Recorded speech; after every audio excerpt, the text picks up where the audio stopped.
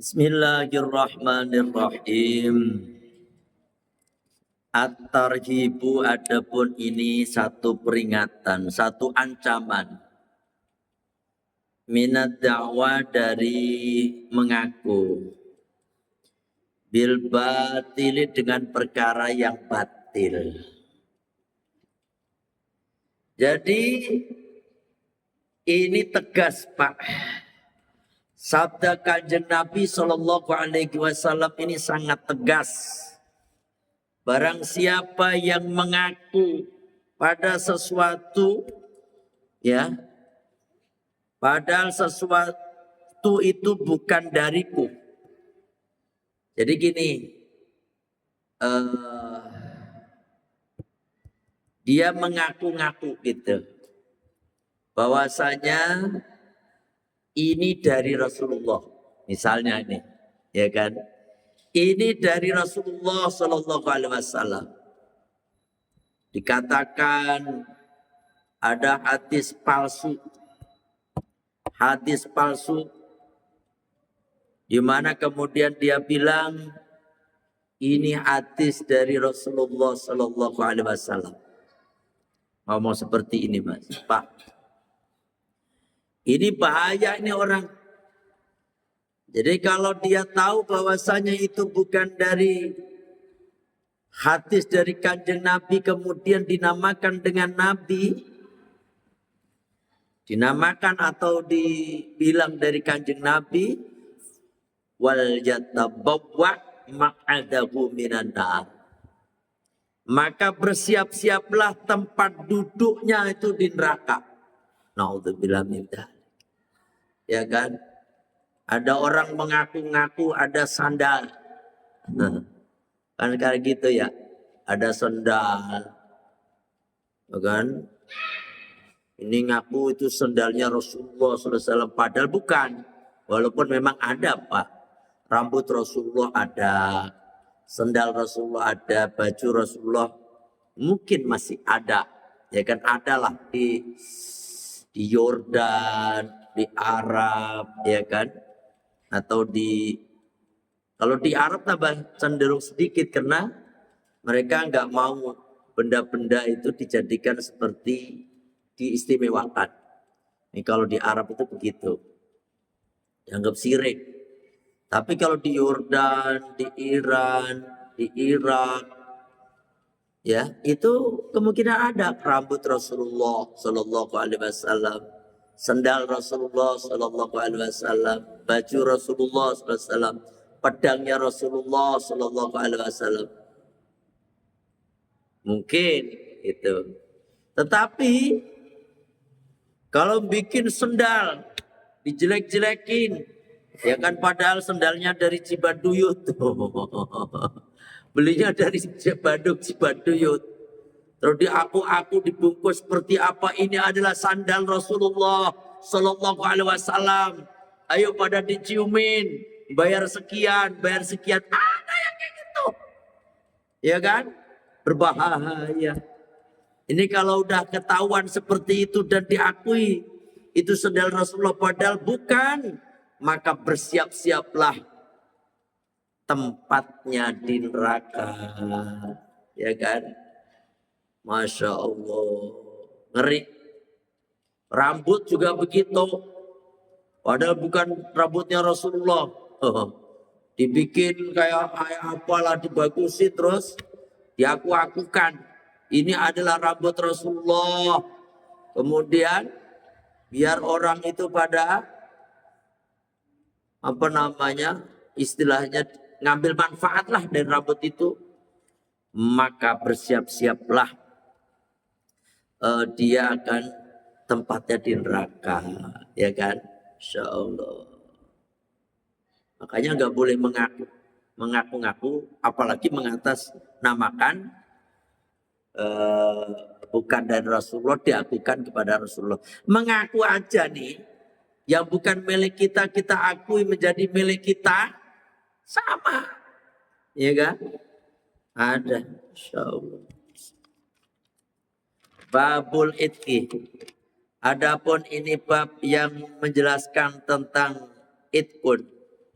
yakni memerdekakan budak, Pak, memerdekakan budak. Atargibu, adapun ini satu anjuran fikih di dalam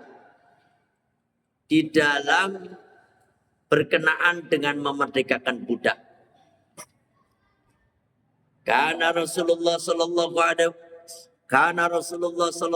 wasallam adalah Rasulullah sallallahu alaihi wasallam yang khusus, beliau menganjurkan ala itqi riqabi, atas memerdekakan budak, fi kulli halin, pada tiap-tiap keadaan. Wa yaqulu, dan beliau bersabda, man barang siapa a'taqa, yang memerdekakan raqabatan, satu budak perempuan, ya, muslimatan, yang muslim, a'taqallahu, Allah akan memerdekakan, bikulli utwin, pada tiap-tiap anggota, minha, dari itu budak perempuan, utwan, pada anggota, minhu, darinya, minan nari, dari api neraka, hatal farja, sehingga kemaluan, bil farji, dengan kemaluan. Oh, ini sama aja, Pak. Barang siapa yang memerdekakan budak perempuan, kalau ini kan konteksnya budak perempuan. Ini bisa budak perempuan, bisa budak laki-laki, ya kan?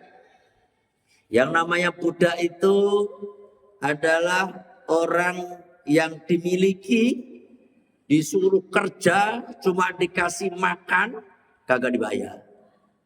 Dikasih makan, dikasih pakaian, tetapi tidak ada bayaran. Kalau di kita ini kan memang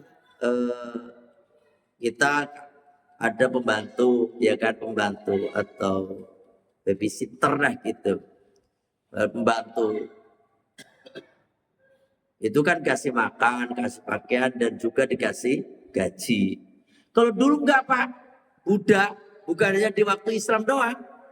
Di zaman Romawi, di zaman Persia, zaman sebelum ada Islam, sebelum Rasulullah SAW dilahirkan, itu budak itu merajalela. Satu orang bisa mempunyai 500 budak, 700 budak, 300 budak. Itu kalau orang-orang kaya itu, Pak. Raja-raja itu budaknya tambah ratusan, bahkan ribuan raja.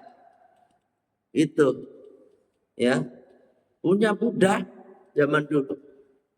Ya Allah. Jadi teringat kalau ngomong budak ini, jadi teringat oleh Bilal bin Rabah. Itu Masya Allah, ketika Bilal bin Rabah itu masuk Islam, tiap hari disiksa dia. Tiap hari disiksa, dicambuk. Dan tiap siang nih, tiap pagi diseret-seret, dibawa ke lapangan, kemudian diterlentangkan di dadanya ini, kemudian ini tangannya diikat begini, ya, diikat, kakinya diikat, kemudian dadanya ditawin batu, ya kan? Allahu Akbar. Sehingga ini Bilal bin Rabah hanya bisa mengucapkan ahad, ahad, ahad, gitu. Satu, esa, esa, esa. Ya, yaitu maknanya Allah. Allah, Allah, Allah. Ya, sehingga terdengar oleh sahabat Abu Bakar As-Siddiq radhiyallahu anhu. Ketika mendengar itu, langsung Sayyidina Abu Bakar As-Siddiq mendatangi rumahnya Muawiyah bin Khalaf, ya. Datangin, sampainya di sana, kemudian dibeli, ya kan? Dibeli dengan harga sengomongnya Muawiyah bin Khalaf itu. Ya. Misalnya, karena dia udah gak suka sebenarnya Muhammad bin Khalaf sama Bilal ini. Karena kalau beli budak itu gini Pak, kalau budak yang pahalanya gede kita merdekakan itu adalah budak yang harganya mahal.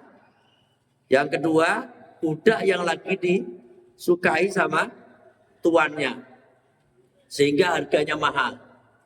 Itu pahalanya gede. Nah, taruhlah sampai ke Muawiyah bin Khalaf ini, ya, sampai di situ, ini kamu jual berapa? Kamu jual berapa ini budak kamu ini? Taruhlah 50 juta, gitu ya. Langsung dibayar. Langsung dibayar sama Sayyidina Abu Bakar As-Siddiq radhiyallahu anhu. Bayar. Dia sambil tersenyum. Si Muawiyah bin Khalaf ini.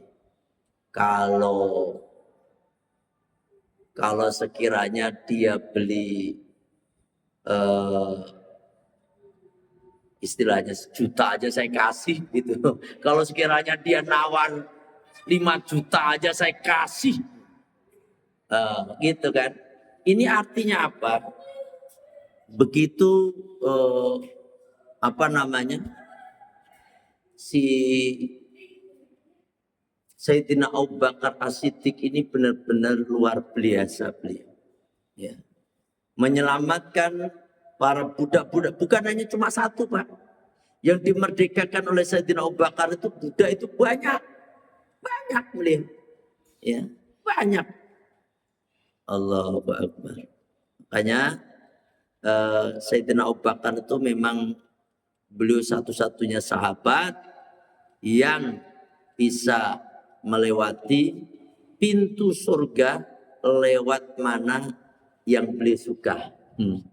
Bisa lewat depan, belakang, bisa samping, istilahnya gitu. Karena memang surga itu ada pintu-pintunya. Ada babus sholat, ada babul royan, ada babus sodaqah, ada babul haji, ada bab apa namanya? Bab-bab yang lain, ya. Artinya pintu-pintu yang lain. Dan tidak bisa memasuki pintu-pintu itu kecuali memang ahlinya. Dan di saat Kanjeng Nabi menceritakan seperti itu, sangat beruntung bagi orang yang bisa memasuki semuanya. Kata Kanjeng Nabi, kamu termasuk orangnya. Gitu. Karena apa? Sayyidina Abu Bakar itu ahli sholat. Sayyidina Abu Bakar haji. Sayyidina Abu Bakar ahli sedekah. Sayyidina Abu Bakar ahli memerdekakan budak dan sebagainya. Ini Sayyidina Abu Bakar As-Siddiq radhiyallahu anhu. Bahkan gini, kalau kita merdekakan budak satu itu, ya kan? Nanti tiap-tiap anggota tubuh si budak tadi ini diganti oleh Allah, ya, diganti oleh Allah. Jadi kayak mata, tangan, semua kan manusia kan sama Pak. Ya punya kepala, punya badan, punya kaki, punya segala macam. Nah kalau kita merdekakan budak satu jebret, sama aja dia memerdekakan dirinya dari api neraka. Gitu. Setiap anggota tubuh ini itu yang akan menyelamatkan dari api neraka. Man a'taqa raqabatan muslimatan a'taqallahu bi kulli udwin, pada tiap-tiap anggota minha dari anggota si budak tadi udwan minhu minanna. Itu adalah anggota yang bisa membebaskan anggota orang yang merdekakan budak tadi dari api neraka. Hatal farja bil farji. Wa qala Rasulullah sallallahu alaihi wasallam, dan telah bersabda Rasulullah sallallahu alaihi wasallam, man barang siapa ataqa yang merdekakan raqabatan, budak perempuan mukminatan yang mukmin,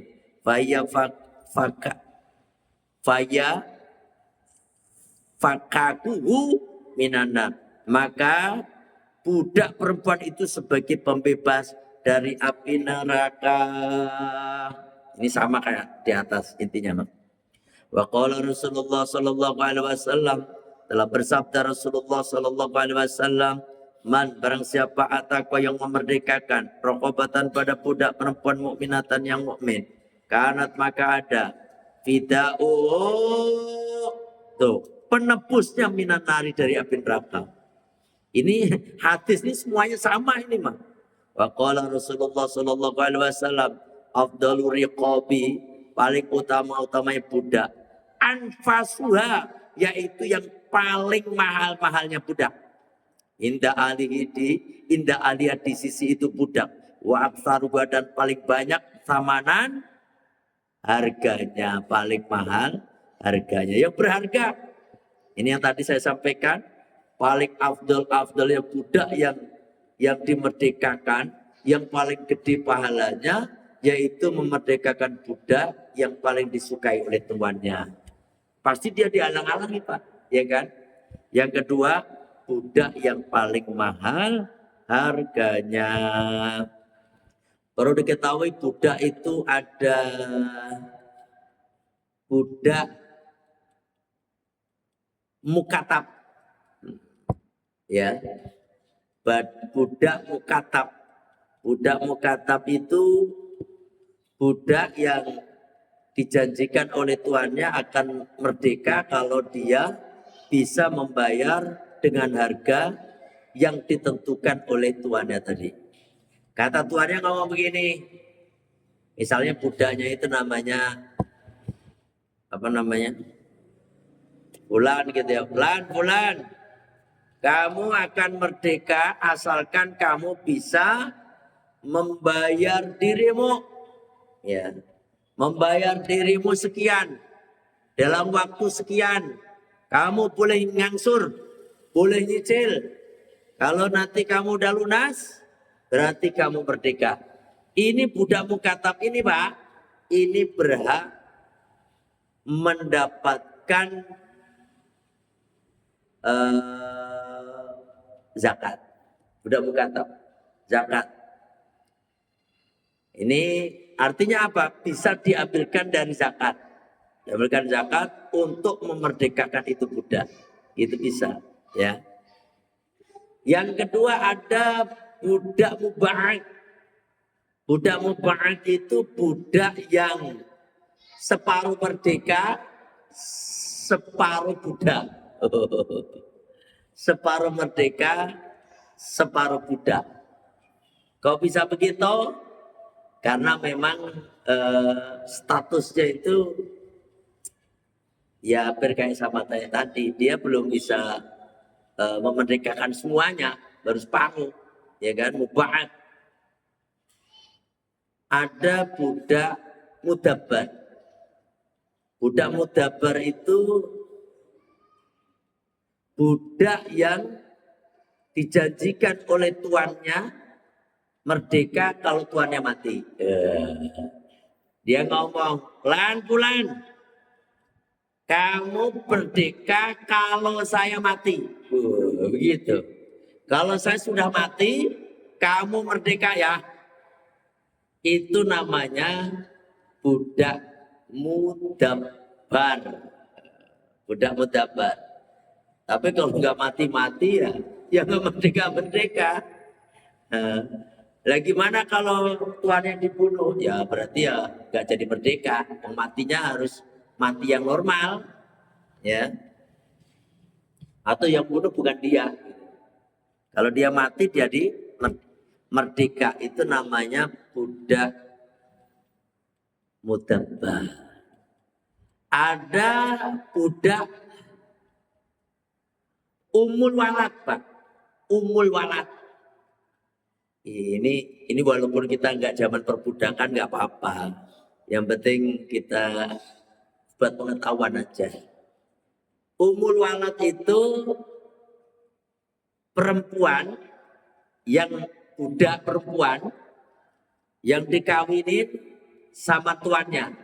Nah, dikawinin sama tuannya, kemudian itu budak perempuan hamil sampai melahirkan, gitu, sampai melahirkan. Nah ini namanya Ummul walad. Ummul walad. Nah ini pun ummul walad ini nanti kalau nggak boleh dijual, nggak boleh di ini, kalau tuannya mati dia merdeka. Itu ummul walad namanya. Nah. Atargibu, adapun satu, ini kita cepetin aja biar cepet khatam. Kita lagi khatam nih, kita lagi khatam. Tinggal dua lembar ini, satu lembar lah saya. Atargibu, adapun ini satu ancaman min iktibatil khuri, yaitu memperbudak orang merdeka. Qala Rasulullah sallallahu alaihi wasallam, telah bersabda Rasulullah sallallahu alaihi wasallam, salah satu, ada 3 golongan, la tuqbalu, kagak bakal diterima, minhum, dari 3 golongan tadi, solatun, solatnya, ya kan, solatnya. Ini ada 3 golongan, solatnya kagak diterima oleh Allah. Yang pertama, man, orang, taqaddama qaumun, yang mendahului satu kaum, wagum karihun, dan kaum itu nggak suka sama dia. Ngeri nih.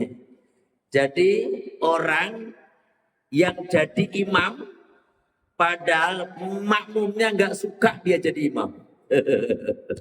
Ini sholat nggak diterima. Ini sholat nggak diterima itu artinya nggak terus ini loh, nggak sempurna.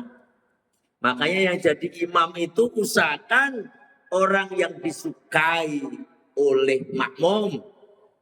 Ini sekaligus sebagai gambaran kalau jadi pemimpin itu jadilah pemimpin yang disukai oleh rakyat, yang disukai oleh masyarakat. Itu, ya kan? Imam gedek banget nih, rata-rata. Dari 100%, yang 80% tuh gedek banget sama imam itu. Ini sholatnya kagak diterima. Di makna sholatnya gak sempurna. Ya kan? Warajulun atas sholata dibaron. Seseorang yang menjalankan sholat yang udah kelewat waktunya. Lewat waktunya, itu sholatnya nggak diterima. Itu artinya gini loh Pak, dosa. Ya kan, bukan nggak diterima. Kan gini, sholat itu Pak, sholat itu dilakukan sebelum waktunya tidak sah dan berdosa. Duhur jam 12. Jam 12 kurang 10 menit udah sholat duhur. Saking getolnya. Nafsu banget pengen sholat. Jam 12 kurang 10 menit. Jam 12 kurang 11 menit. Apalagi setengah 12 udah sholat duhur. Itu Pak, sholatnya tidak sah. Yang kedua, dia berdosa. Berdosa. Sholatnya enggak sah. Ada juga orang yang sholat setelah waktunya. Duhur jam 12 sampai jam 3 misalnya. Dia mah kagak sholat nih, waktunya duhur. Sholat waktu asar. Sholat waktu asar, bukan jamak loh. Kalau jamak takhir enggak. Jamak takhir misalnya bepergian gitu. Ini sengaja mancing misalnya. Mohon maaf yang suka mancing ya. Mancing saking nasiknya mancing. Sampai kelewat duhurnya. Setengah 4 baru sholat duhur. Kalau seperti ini berdosa, tetapi sholatnya sah. Kenapa sholatnya sah? Karena sholatnya itu sebagai qadha daripada sholat yang ditinggalkan. Tetap wajib Pak. Enggak terus seenaknya sendiri. Ada orang terus sholatnya udah kelewat waktunya, udah nggak usah sholat, nggak bener itu. Itu sampai punya utang. Ya, kecuali sholatnya yang kelewat waktunya, dia itu ketiduran atau dia lupa. Kalau ini nggak berdosa, sholatnya sah dan tidak berdosa, gitu. Karena apa? Karena ketiduran, yang kedua karena lupa. Yang lainnya itu nggak boleh, nggak ada alasan. Pokoknya wajib sholat aja, nggak ada alasan. Makanya sholat itu suatu ibadah yang wajib dilakukan dalam segala keadaan selama orang itu sehat akalnya, muslim, balik, berakal. Itu. Walaupun sehat badannya tapi nggak berakal, ya nggak nggak apa namanya, nggak wajib itu. Sampai lagi sakit parah kayak apapun wajib sholat, tetap kagak bisa berdiri, duduk, gak bisa duduk, berbaring, gak bisa berbaring, terlentang, gak bisa terlentang, kedip mata, sampai segitunya Pak, masya Allah. Ya, nah di sini disebutkan warajul atas sholat dan tibaran, yaitu seseorang yang menjalankan sholat keluar waktunya. Ini berdosa. Dosa Pak, ini dosa, bukan nggak dosa. Bahkan kalau bisa dikatakan bisa dosa besar ini, ya kan? Apalagi kalau sampai menganggap sholat itu tidak wajib. Sholat 5 waktu menganggap, ada seseorang menganggap sholat 5 waktu itu tidak wajib, spontan orang itu jadi kafir. Dia kafir. Itu. Mana dalilnya? Man taraka sholata muta'ammidan. Barang siapa yang sholat, yang meninggalkan sholat dengan sengaja, faqad kafara zoharo, maka sungguh telah nyata kekafirannya. Tuh, kan ngeri. Nggak sengaja meninggalkan sholat. Kalau nggak sengaja sih nggak dosa. Ya nggak dosa juga nggak kalau nggak sengaja mah. Lupa sama tidur tadi. Warajulun i'tabada Quran. Seseorang yang ketiga, seseorang yang menjadikan budak, menjadikan orang merdeka sebagai budak. Padahal orang merdeka dijadikan budak. Karena budak itu harus melalui proses Pak.